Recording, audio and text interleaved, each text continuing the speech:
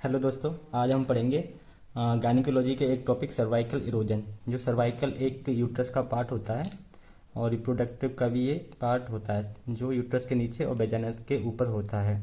तो इसमें इरोजन हो जाती है। इरोजन मीन्स होता है एक लेशन। लेशन मीन्स एक घाव। तो ये the erosion benign lesion of cervix, मतलब एक बेनाइन नॉन कैंसरस एक घाव हो जाता है। ठीक है, is a common condition use when cell from inside the cervical canal known as glandular cell are present on the outside of surface of cervix. मतलब एक ही ऐसी कंडीशन होती है जो ग्लैंडुलर सेल जो होते हैं इनसाइड होते हैं सर्विक्स के, मगर ये कभी कभी cervical canal known as glandular epithelium are present the outside service of cervix. ठीक है, तो ये जो इनसाइड में होते हैं ग्लैंडुलर सेल, ये आउटसाइड में प्रेजेंट होने लगते हैं।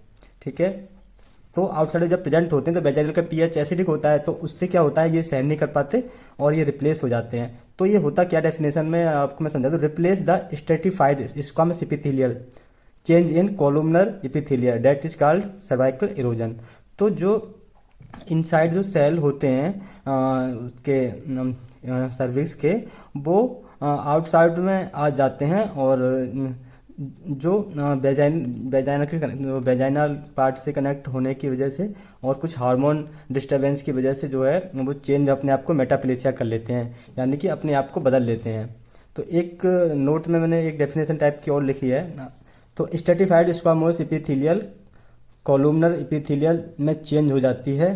तो वेजाइना में एसिड पीएच होता है, तो glandular epithelial cells acid pH से फाइट नहीं कर पाते, तो मेटाप्लेसिया कर लेते हैं। देखा होगा जब कोई सेल अगर कहीं उसको बार बार कोई इरिटेट करेगा तो वो अपने आप को चेंज कर लेते हैं। तो इसमें मेटाप्लेसिया भी होती है। नोट, मेटाप्लेसिया हार्मोन डिसबैलेंस से भी होता है। तो ड्यूरिंग प्रेगनेंसी में हार्मोन्स चेंज होते हैं, उस टाइम भी ये मेटाप्लेसिया हो जाती है। नोट, कॉपर टी यूज करने से भी हार्मोन्स और सर्विस का पीएच, वेजाइना का पीएच, ये सब चेंज हो जाता है। तो उस समय कभी कभी उसके साइड इफेक्ट से भी ये सर्वाइकल इरोजन होता है। क्लासिफिकेशन, ये टू टाइप से क्लासिफिकेशन क्या है, एक कॉन्गेनिटल होता है, एक एक्वायर्ड होता है। तो कॉन्गेनिटल क्या होता है, जब इंटरयूटेराइन लाइफ में कोई गर्ल्स अगर गर्ल्स है और उस समय माँ के लिए कोई हार्मोन्स की कोई जीन्स में प्रॉब्लम हो या हार्मोन्स की अधिकता हो जाए, तो वो चीज़ जो चाइल्ड जो होता है बर्थ के बाद में भी रहता है, और उस कारण से भी ये बाद में आके हार्मोन डिसबैलेंस की वजह से इरोजन हो जाती है। इरोजन हो जाती है मीन्स वही हुआ कि जो स्ट्रेटिफाइड एपिथेलियम है वो जब उस वेजाइना और उसके कनेक्ट में आती है, तो पीएच से और हार्मोन्स की वजह से वो अपने आप को चेंज कर लेते हैं, और जिससे वहाँ पे एक लेशन बन जाता है, यानी कि घाव टाइप का दिखता है।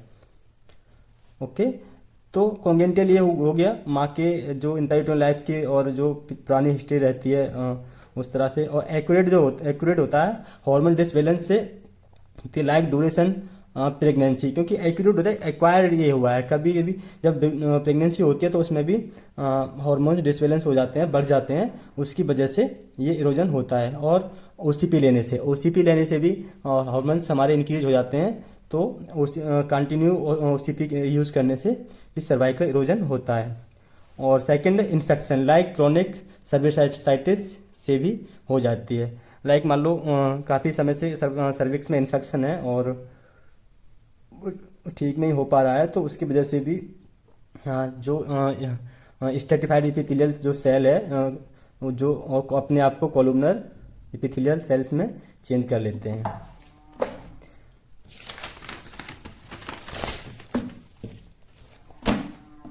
तो इरोजन ऑफ सर्विक्स कॉन्गेनिटल और एक्वायर्ड मैंने आपको पीछे बता दिया है। और ये मेटाप्लेसिया, तो क्लिनिकल फीचर में ये 90% जो है एसिम्टोमेटिक होती है, मतलब इसका कोई सिम्टम्स ही नहीं होता। 90% में सिम्टम्स होते नहीं, 10% भी सिम्टम्स प्रोड्यूस होते हैं। ठीक है, तो सिम्टम्स में इसमें क्या आता है, डिस्चार्जेज और म्यूकोपिरुलेंट डिस्चार्जेस होते हैं इसमें, वो ऑफेंसिव होते हैं और इरिटेंट होते हैं। ऑफेंसिव मतलब उसमें बहुत स्मेल बदबूदार होते हैं, और इरिटेंट मतलब जलनशील होते हैं। तो जब डिस्चार्जेस होंगे वो जलन वाले होते हैं। ठीक है, और मेट्रोजिया होता है। मेट्रोजिया मीन्स आपने पीछे पढ़ा होगा, आपने भी गायनी में जो है पीछे टॉपिक है। तो मेट्रोरेजिया होता है। तो इसमें क्या होता है, blackish blood, necrosis cells, special after question. ठीक है, तो इसमें ब्लैक ब्लड और नेक्रोसिस सेल के साथ में जो डिस्चार्ज, जो मतलब डिस्चार्जेज होते हैं उसको मेट्रोरेजिया कहते हैं। और प्यूराइटिस बल्बा, बल्बा में प्यूराइटिस हो जाती है, इचिंग इचिंग होती है।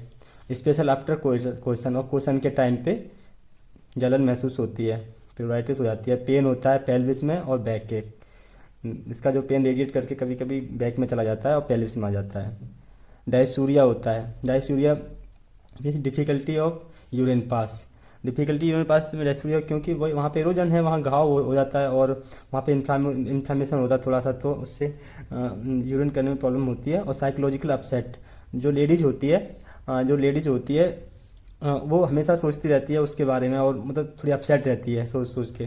ठीक है, साइकोलॉजिकल अपसेट रहती है, और इससे जो है इनफर्टिलिटी भी हो जाती है। क्योंकि जब हमारा ट्रैक जो जो यहाँ से स्पर्म पास होता है, स्पर्म जाता है, तो उस रास्ते में इन्फ्लामेशन है, इरोजन है, तो एक अच्छी क्वालिटी का स्पर्म जो है उस ट्रैक से होके यूट्रस में नहीं जा पाएगा, तो फर्टिलिटी कहाँ से होगी।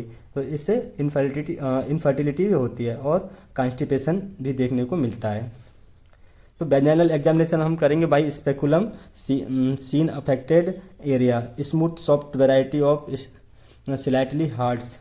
तो जब हम स्पेकुलम से जो वेजाइनल स्पेकुलम होता है उससे हम देखते हैं, तो हमें अफेक्टेड एरिया दिखता है, सॉफ्ट दिखता है, और वेराइटी ऑफ स्लाइटली हार्ड दिखता है वो चीज़। ठीक है, उसमें रेडनेस भी दिखती है, और आपके लेसेरेशन दिखते हैं उसमें। लेसेरेशन मतलब वही जो अल्सर टाइप के उसमें दिखते हैं। ठीक है, और ये डायग्नोसिस में अब हम क्या क्या करा लेंगे, हम सीबीपी करा लेंगे। सीबीपी मतलब क्रोनिक बैक्टीरिया प्रोटीस्टेटिक टेस्ट होता है, और ईएसआर करा लेंगे। और स्पेकुलर एग्जामिनेशन में सर्विक्स वेजाइना पार्ट्स को हम एग्जामिनेशन करेंगे, तो हमें दिखेगा इन्फ्लामेशन दिखेगा उसमें, और स्वेलिंग दिखेगी, और एक ग्लानुलर सेल दिखेंगे।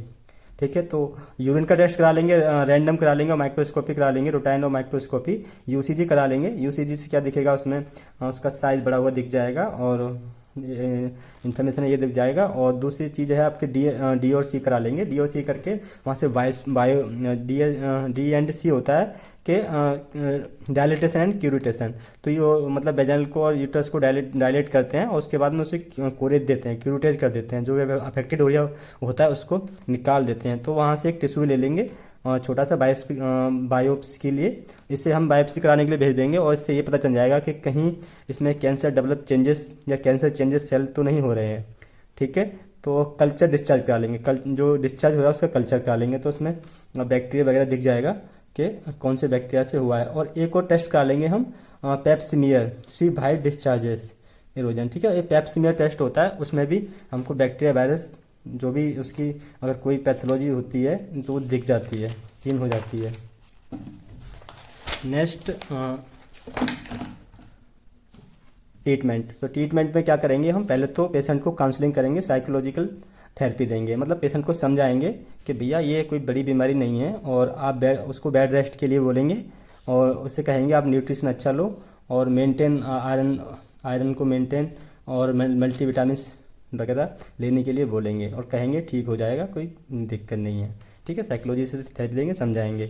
और जो सिम्टोमेटिक होते हैं, तो इसमें कोई सिम्टम ज़्यादा होते नहीं, तो नो ट्रीटमेंट अपने आप ही ये स्पॉन्टेनियस ठीक हो जाए, स्पॉन्टेनियस क्योर नहीं, अपने आप ही ये ठीक हो जाता है अगर हम जो हार्मोन्स वगैरह उसको हम सही कर देंगे। और अगर उसके बाद भी ये ठीक नहीं होता तो persistent of erosion, remove of disease area. तो जो डिसीज एरिया है उसको हम रिमूव कर देते हैं, तो इलेक्ट्रोकोएट्री करते हैं। इलेक्ट्रोकोएट्री क्या होता है कि एक इलेक्ट्रिक होती है, उसको हम जो डॉक्टर्स होते हैं वो वेजाइना के थ्रू डायलेट करके, और जो जहाँ पे इरोजन हुई है उन सेल को जला देते हैं। ठीक है, और ये डायथर्मी नाइट्रोजन, तो ये डायथर्मी भी एक गैसेस होती है, एक सिलेंडर होता है, उससे उसमें नाइट्रोजन गैस होती है, तो उसे high frequency electric current stimulate heat generate. तो उससे ऐसे मिला के जो है डायथर्मी में तो उसको एक हीट पर जो प्रोड्यूस करते हैं, और जो सेल चेंज हुए थे उनको जला देते हैं और उनको साफ कर देते हैं। ठीक है, और कॉर्निजेशन, कोल्ड नाइफ कॉन, एक कॉर्निजेशन भी होता है, कोल्ड नाइफ कॉन टाइप का होता है, उससे सर्जरी करते हैं ठीक है। आप ये गूगल पर डाल के देख लेना कोल्ड नाइफ कौन, ये कॉर्निजेशन क्या होता है, तो आप वहाँ पे समझ जाएंगे। Surgery, cervix of area amputation.